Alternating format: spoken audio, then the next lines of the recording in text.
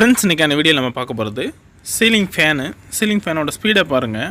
நம்ம ஃபேன் ட்ரிம்மர்னு சொல்லக்கூடிய இந்த ரெகுலேட்டரை எவ்வளோ ஃபுல் ஸ்பீடில் வச்சாலுமே ஃபேனோட ஸ்பீடு பார்த்தீங்கன்னா ஆல்மோஸ்ட் வந்து அந்த 1-2 ஓரளவு ஸ்பீடு தான் இருக்குது. அந்த லீஃப் கூட ரொட்டேஷன் பார்த்தாலே தெரிகிற அளவு இருக்குது பாருங்கள். இது என்ன செய்யறோம்னா, சுவிட்சை ஆஃப் பண்ணிவிட்டு நார்மலாக ஃபேனில் இருக்க அந்த மேலே இருக்க கவரை ரிமூவ் பண்ணிவிட்டு ஓல்டு கெப்பாசிட்டர் ரிமூவ் பண்ணிடுறோம். கெப்பாசிட்டர் வேல்யூ இது வந்து ஓல்டு மாடல் ஃபேனால் ஸ்கொயர் டைப் யூஸ் பண்ணியிருக்காங்க. அது ரேஞ்ச் பார்த்தீங்கன்னா 2.5 மைக்ரோஃபாரட்.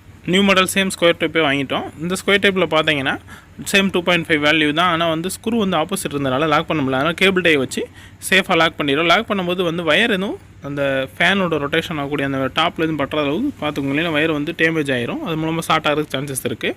நெக்ஸ்ட் வந்து சேஃபாக கனெக்ட் பண்ணிவிட்டு மேலே இருக்க கவரை க்ளோஸ் பண்ணிட்டு இப்போ ஆன் பண்ணி பார்க்குறோம்.